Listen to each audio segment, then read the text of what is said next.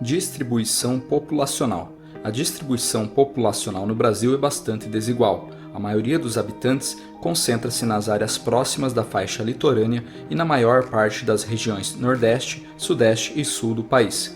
As áreas menos povoadas, isto é, com menor concentração de pessoas, estão representadas pelas cores mais claras. As áreas identificadas pelas cores mais escuras são as mais povoadas, ou seja, com maior concentração de pessoas.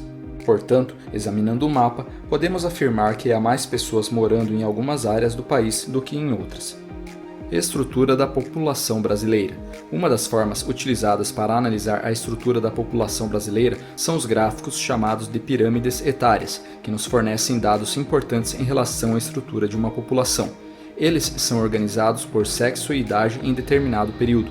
A pirâmide etária é constituída por faixas que indicam a idade da população.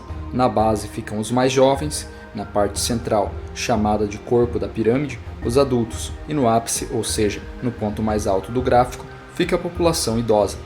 A análise desse gráfico permite a visualização rápida da estrutura etária da população brasileira. Assim, podemos identificar que a maior concentração de pessoas está na faixa de 0 a 39 anos, evidenciando que o país apresenta uma população jovem.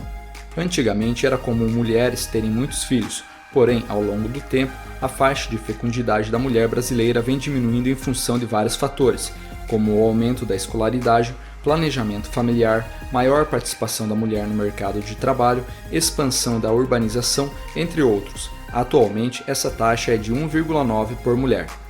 Taxa de fecundidade é o número médio de filhos que teria uma mulher ao final de seu período reprodutivo.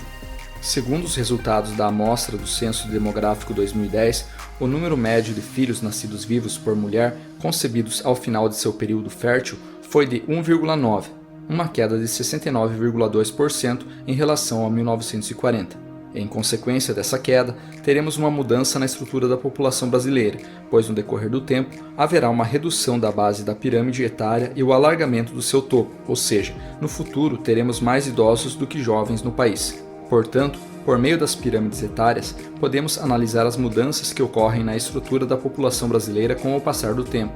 Com base nessas informações, governantes e sociedade devem se organizar para atender a essa população com maior expectativa de vida que está por vir. Com as pesquisas e estudos realizados pelo IBGE, temos diferentes dados sobre o território e a população brasileira. Observe o quadro a seguir sobre a população brasileira elaborado com base nos dados do IBGE. De acordo com o censo de 2010, havia 93,4 milhões de homens e 97,3 milhões de mulheres. A expectativa de vida dos brasileiros em 2011 era de 74 anos. Separando por sexo, os homens vivem em média 70,6 anos e as mulheres 77,7 anos.